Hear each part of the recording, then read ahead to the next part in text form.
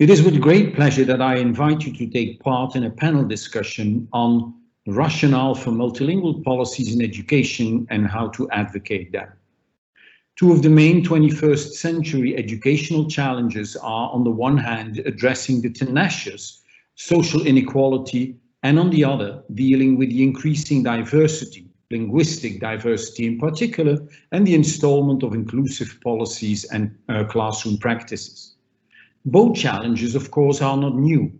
However, processes of globalization and increasing human mobility leading to more social, cultural and linguistic diversity in schools has renewed the attention of policymakers to these two challenges.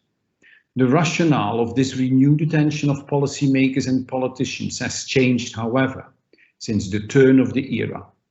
Multiculturalism and multilingualism are perceived as disrupting, as a threat to the social cohesion of the nation state. The policies and the corresponding discourses of the last 2 decades with regard to language, citizenship and education have shifted and are powered by more neoliberal accountability, measured to no culture, and a meritocratic and moral and virtual citizenship, and of course a never being away monolingual ideology. As for the first challenge, the acquisition of the language of instruction has been put forward for the last 2 decades as the main lever to address social inequality. Regarding the second challenge, averse from indisputable empirical evidence of positive effects of multilingualism in education, we can observe prevailing national monolingual political discourses and monolingual policies and practices in the schools to also address inequality and inequity in education.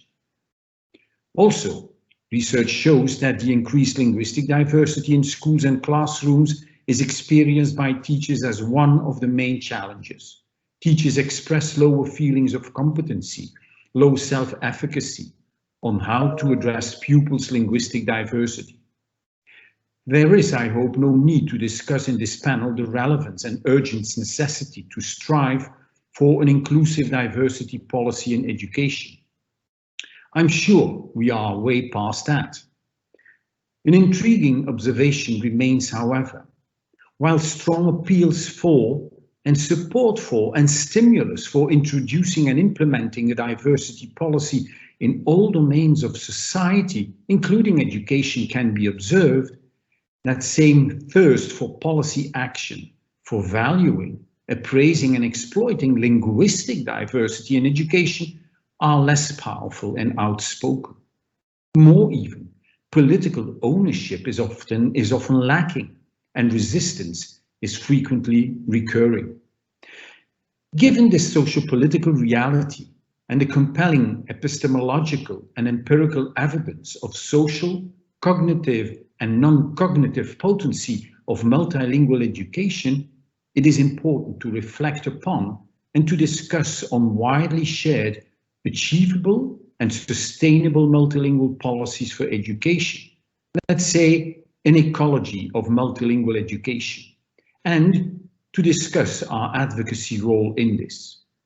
Together with my co-panelists, Linda Fischer, Tanja Rinker, Terry Lamb, and Theo Marinis, we would like to invite you to engage in this panel discussion. I very much look forward to meeting you all at the upcoming ECSPM Symposium. Thank you.